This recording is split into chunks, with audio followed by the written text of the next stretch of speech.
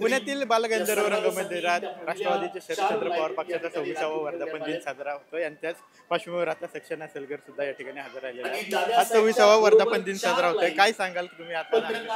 हा वर्धापन दिन निष्ठेचा, स्वाभिमानाचा, आदरणीय पवार साहेबांचा संघर्ष गेली 6 दशक 60 वर्ष राज्य आणि देशामध्ये ज्या पद्धतीने त्यांनी संघर्ष करून सामाजिक राजकीय काम केलेलं आहे आणि ज्या कष्टातनं त्याने Rashtrawadi Congress party, original Rashtrawadi Congress party, ज्याचे सर्व आधारस्तंभ आदरणीय पवार साहेब आहेत, त्यांच्या पक्षाचा आज वर्धापन दिन आहे. हे आमच्यासारख्या निष्ठावान स्वाभिमानी कार्यकर्त्यासाठी अत्यंत अभिमानाची, स्वाभिमानाची आणि आनंदाची बाब आहे. मी खूप आज खुश आहे.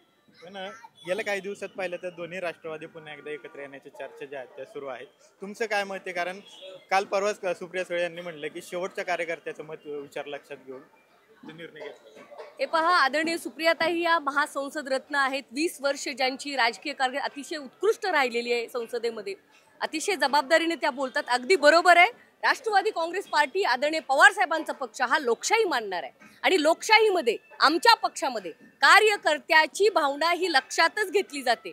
आणि मला विचाराल तर मला राष्ट्रवादी काँग्रेस पार्टी, पवार साहेबांचा पक्ष हा लढणारा स्वाभिमानी आहे. त्यांनी काय कोणाकडे जावं असं माझं मत नाही. लढलं पाहिजे, महाराष्ट्राला आणि देशाला सांगितलं पाहिजे हा छत्रपती शिवाजी महाराजांचा, अहिल्या पुण्यश्लोक अहिल्यादेवी होळकरांचा, फुले शाहू आंबेडकरांचा महाराष्ट्र आम्ही झुकत नाही. पण दादा गटाचे अमोल मेटकरे त्यांनी असं म्हटलं की आषाढी एकादशी पर्यंत दोघं भाऊ बहीण एकत्र येऊ शकतात, राष्ट्रवादी एकत्र येऊ शकतात. 10 तारखेची वाट बघा, काय आज होऊ शकतं, वेगळा काही निर्णय सांगू शकतो? तुम्हाला सांगते, ते बिटकरी यांची हवा येऊ द्यायचे कार्यक्रम बघायला मला वेळ नसतो, मी पाहत नाही.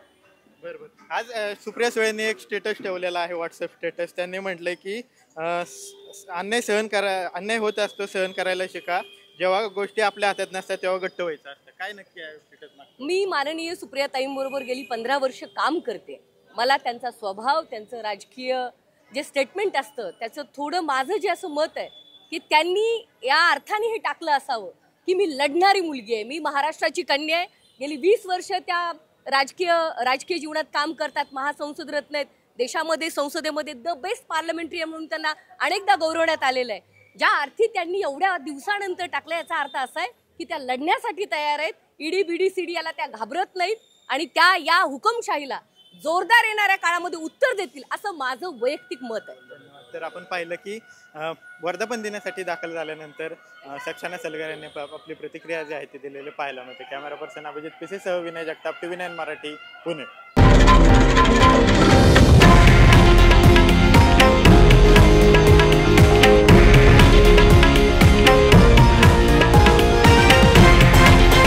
हे आहे देशातील नंबर 1 न्यूज नेटवर्क आणि आपण पाहत आहात TV9 मराठी, एकमेव.